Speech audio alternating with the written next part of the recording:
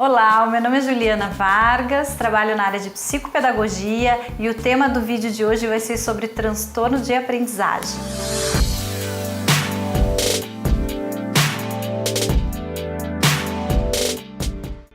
O que é o transtorno de aprendizagem? A gente ouve falar muito transtorno de aprendizagem e dificuldade de aprendizagem. Só para falar assim um tópico de forma rápida. O transtorno de aprendizagem ele é diferente da dificuldade. A dificuldade, ela é quando eu tenho, por exemplo, uma criança com um desempenho escolar abaixo do adequado, com notas baixas. Isso pode estar relacionado, por exemplo, a algum problema de visão, algum problema emocional na família, às vezes até a criança está com uma dor de cabeça, algum problema fisiológico que pode estar afetando aquele desempenho momentâneo. Já o transtorno de aprendizagem é alguma coisa mais, vamos dizer assim, mais séria, usar esse termo. Está relacionado ao nosso sistema nervoso central, que tem alguma coisa que possa estar afetando em relação à área neurológica. Então, os transtornos de aprendizado nós temos diversos, tá?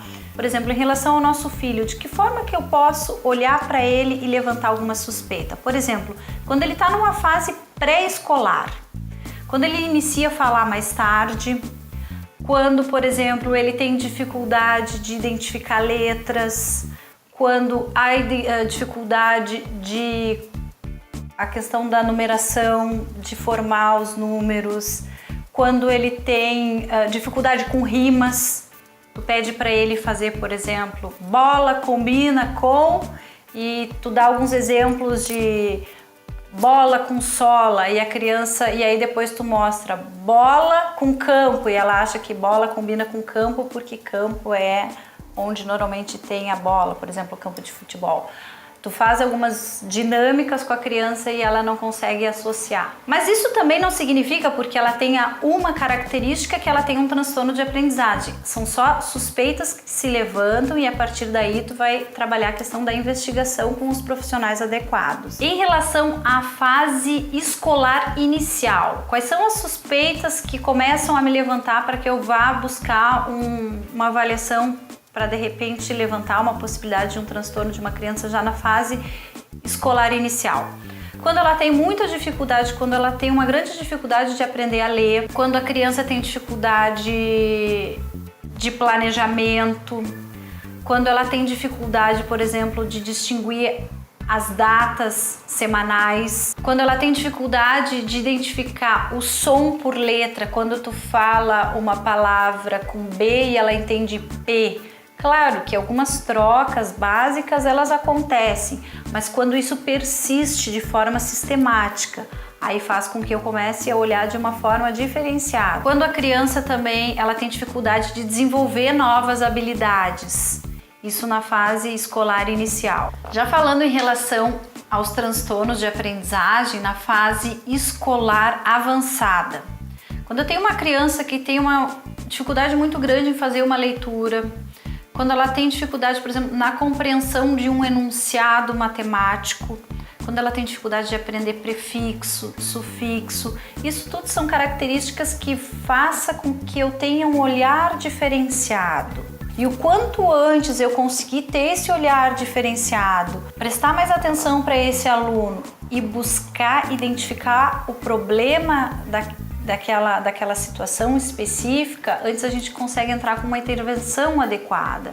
E o quanto mais cedo, mais precoce inicia a intervenção adequada, melhores são os resultados. Melhor desempenho acadêmico depois a criança tem, melhor desempenho, melhor ela se desenvolve, inclusive até socialmente, ligado a questões de autoestima, porque quando uma criança tem um transtorno, por exemplo, que afete a leitura e a professora não identifica que isso é um transtorno e pede para a criança fazer a leitura perante os outros colegas e ela tem esse transtorno, isso é muito ruim, isso pode trazer um problema de autoestima para essa criança. Então, quando é identificado um transtorno numa criança, a professora não deve e não pode fazer com que essa criança leia em voz alta na frente de outros colegas, porque ela não pode submeter essa criança que tem uma dificuldade como essa. Gente, mas é bom sempre lembrarmos e a gente ter em mente, por isso que o professor ele tem que estar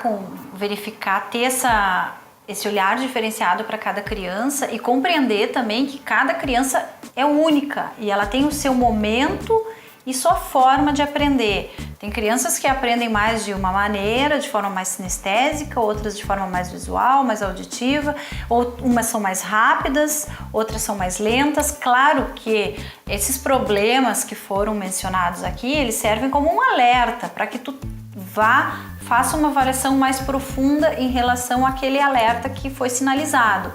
Mas não podemos nunca sair rotulando, porque cada criança é única e a gente não pode sair comparando dizendo essa tem problema porque não foi tão bem, não foi tão adequada quanto o meu outro aluno.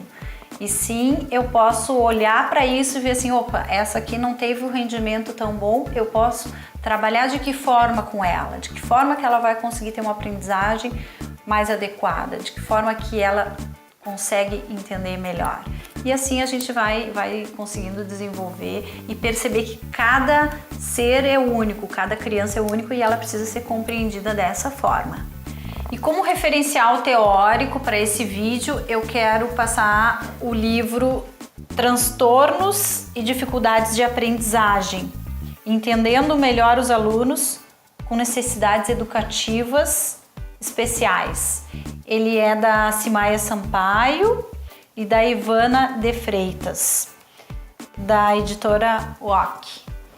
Então é um livro muito interessante para essa questão de transtornos de aprendizagem.